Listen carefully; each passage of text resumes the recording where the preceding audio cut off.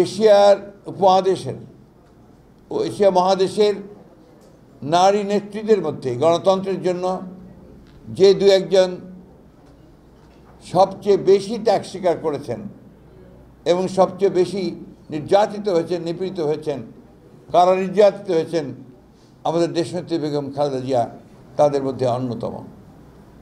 এবং তিনি কখনোই অন্যায়ের কাছে, বিশেষ করে ফ্যাসিবাদের কাছে মাথা নত করেননি। ইতিপূর্বে আপনারা জানেন 1971 সালের স্বাধীনতা যুদ্ধের সময় এই দেশনেত্রী বেগম খালেদা জিয়া তিনি তার স্বামী এবং আমাদের স্বাধীনতা ঘোষক শহীদ প্রেসিডেন্ট জিয়া রহমান, তখন একজন মেজর ছিলেন, তিনি যখন বিদ্রোহ করে পাকিস্তান সেনাবাহিনীর বিরুদ্ধে স্বাধীনতা ঘোষণা করেন, তখন তার দুই শিশুপুত্রের হাত ধরে তিনি ঢাকায় চলে এসেছিলেন এবং ঢাকায় এসেই তিনি পাক সেনাবাহিনীর হাতে গ্রেফতার হয়েছিলেন এবং দীর্ঘ 9 মাসই 16 ডিসেম্বর পর্যন্ত কিন্তু তিনি পাক সেনানিবাসে বন্দী ছিলেন। এই মহিয়সী অকুতভয় নেত্রী, যিনি বাংলাদেশের স্বাধীনতার সার্বভৌমত্ব প্রশ্নে কোনোদিন আপোস করেননি, যিনি গণতন্ত্রের প্রশ্নে কখনো আপোস করেননি, সেই নেত্রী ফ্যাসিস্ট হাসিনা সরকারের মিথ্যা মামলায় তাকে কারাগারে পাঠিয়ে তাকে নির্যাতন করে তাকে অত্যন্ত অসুস্থ করে ফেলা হয়। আপনারা জানেন যে তার যে অসুখ হয়, সেই অসুখে আমরা এখানে স্থানীয়ভাবে তার চিকিৎসকরা চিকিৎসা করেন এবং বাইরে থেকেও জানেন আমেরিকার জন হপকিন্স হসপিটাল থেকে চিকিৎসকরা এসেছিলেন এবং তার চিকিৎসা তারা এখানেও করেছেন। পরবর্তীকালে এই ছাত্র জনতার অভ্যুত্থানের পরে, তার মুক্তির পরে তিনি যুক্তরাজ্যে গিয়ে তার চিকিৎসায় উন্নত চিকিৎসা তার হয়েছে, তিনি সেখান থেকে ফিরে আসছেন। আমি এই কথাটার জন্য জোর দিয়ে বলতে চাই যে এই মহাদেশে দেশনেত্রী বেগম খালেদা জিয়ার মতো এইরকম ত্যাগ স্বীকার করা গণতন্ত্রের জন্য এইরকম নারী নেত্রী আমরা অবশ্যই খুব একটা চোখে আমাদের পড়ে না। তিনি আমাদের কাছে অত্যন্ত প্রিয় শুধু নন, তিনি আমাদের একজন অত্যন্ত বড় সম্পদ। এই দেশের মানুষের কাছে তাদের অধিকার আদায়ের লড়াইয়ে, গণতন্ত্রকে প্রতিষ্ঠার ক্ষেত্রে, স্বাধীনতা সার্বভৌমত্বকে রক্ষার ক্ষেত্রে তিনি হচ্ছেন আমাদের সেই আলোকবর্তিকা, যাকে সামনে রেখে আমরা লড়াই সংগ্রাম করি সবসময়। এবং এর মধ্যে দেখেন তার যে দূরদৃষ্টি, জনগণের প্রতি তার যে ভালোবাসা, সেই ভালোবাসার নজির তিনি দিয়েছেন যে ছাত্র জনতার অভ্যুত্থানের পরে যখন আমরা একটা সভা করেছিলাম আমাদের পার্টি অফিসের সামনে, সেখানে তিনি হাসপাতাল থেকে মাত্র 2 মিনিটের একটা বক্তব্য দিয়েছিলেন। সেই বক্তব্যে তার যে বক্তব্য, তার স্টেটমেন্ট সুলভ যে নেতৃত্ব। বান্ডেল থাকলে প্রতি সেনমানিতে টাকা বাঁচবে। বিকাশ সেনমানি বান্ডেল কিনে জিতুন প্রতি লেনদেনে। সেখানে চলে আসে এবং জনগণের প্রতি ভালোবাসা, সেই ভালোবাসার প্রকাশ পায়। তিনি পরিষ্কার করে বলেছেন যে আমরা অনেক ত্যাগ স্বীকার করেছি, প্রাণ দিয়েছে আমাদের মানুষেরা, কারা নির্যাতিত হয়েছেন।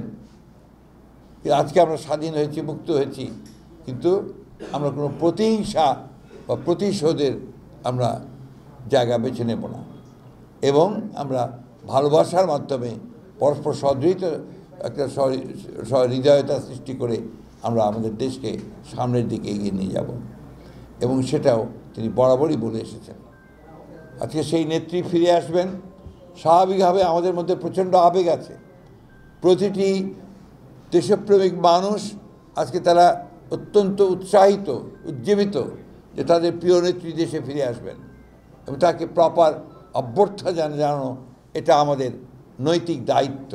শুধু বিএনপি নয়, সারা দেশের মানুষ আজকে তাকে সেই অভ্যর্থনা জানাতে প্রস্তুত হয়ে আছে।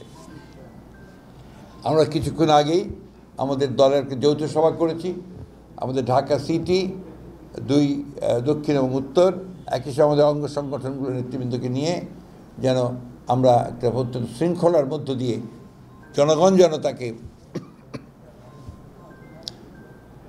অভ্যর্থনা জানাতে পারেন সেই ব্যবস্থাটা আমরা গ্রহণ করছি।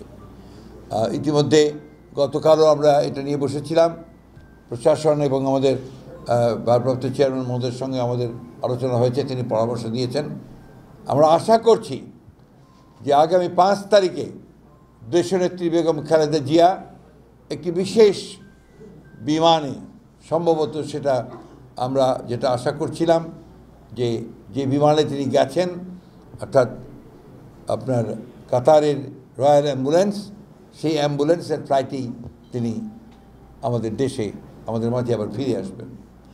সময়টা আমরা নিশ্চিত করে বলতে পারছি না, কারণ এই সময়টা নির্ভর করবে আপনার বিভিন্ন বিষয়ের উপরে। এটা যদি আজকে রাত্রের মধ্যে আমরা নিশ্চিত হই, নাহলে কাল হই, যখনই আমরা নিশ্চিত হব আমরা আবার আপনার গণমাধ্যমের মাধ্যমে সেটাকে জনগণের কাছে পৌঁছে দেবো, আপনাদের সকলের কাছে পৌঁছে দেবো। কিন্তু আমাদের দলীয় নেতাকর্মীদের কাছে আমাদের আবেদন থাকবে যে তারা অত্যন্ত শৃঙ্খলা সহকারে রাস্তার 2 ধারে কোনো যানজট সৃষ্টি না করে তারা তাদের নেত্রীকে, এই মহান নেত্রীকে তারা অভ্যর্থনা জানাবেন। আমরা যেটা সাজেস্ট করেছি যে এক হাতে জাতীয় পতাকা, আরেক হাতে দলীয় পতাকা দিয়ে আমরা তাকে অভ্যর্থনা জানাবো।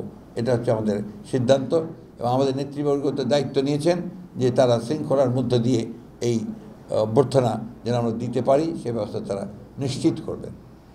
জনগণের কাছে আমাদের আহ্বান থাকবে যে এই ফ্লাইটটি আসার পরে বা আগে তারা যেন যে এলিভেটেড এক্সপ্রেসওয়ে যেটা আছে সেই পথটি যেন তারা নেওয়ার চেষ্টা করেন, অর্থাৎ বিমানবন্দর থেকে কাকরি পর্যন্ত সেই জায়গাটা যেন তারা মানে মেইন নিচে যে রাস্তা আছে সেটাকে অ্যাভয়েড করে তারা এলিভেটেড এক্সপ্রেসওয়েটাকে যেন নেওয়ার ব্যবস্থা করেন। এটা তাদের কাছে আমাদের অনুরোধ থাকবে। আমার বিশ্বাস এইভাবে জনগণ সম্পূর্ণভাবে সহযোগিতা করবেন এবং তারা তাদের প্রিয় নেত্রীকে রিসিভ করার জন্য তারা সব রকম ব্যবস্থা নেবেন। আমি দলীয় নেতাকর্মীদেরকে অনুরোধ করব যে ঠিক যেভাবে আমরা আলাপ করেছি সেইভাবে যেন আমরা আমাদের কাজগুলো করতে পারি, কোনো শৃঙ্খলা যেন নষ্ট না হয় সে বিষয়টা আমরা যেন নিশ্চিত করতে পারি। আপনাদের সকলকে ধন্যবাদ। বিশেষ করে আমি সাংবাদিক ভাইদেরকে বলবো যে আপনারা সবসময় সহযোগিতা করেছেন, এই দিনও অনুরোধ করব যে আপনাদের গাড়ি ঘোড়াগুলো নিয়ে ওই যে সামনে গিয়ে আপনারা কাভার করার চেষ্টা করেন, তাতে করে আগে আমাদের অনেক সময় দেখা যায় যে আমাদের লোকজন আপনার ম্যাডামের গাড়ির সামনে দাঁড়িয়ে হাঁটতে শুরু করে। That creates A real problem. আমি কথা এই জন্য বারবার করে বলছি যে উনি আসবেন প্রায় 7-8 ঘন্টা 10 ঘন্টা ফ্লাইটে আসবেন, আসার পরে তারপরে আবার বাসায় ফিরতে যদি ওনার 4-5 ঘন্টা লাগে তাদের রাস্তায় অসুস্থ হয়ে পড়বেন। সুতরাং আমাদের উচিত হবে যে তাকে যত দ্রুত সম্ভব বিমানবন্দর থেকে তিনি যেন বাসায় যেতে পারেন সেটাকে নিশ্চিত করা।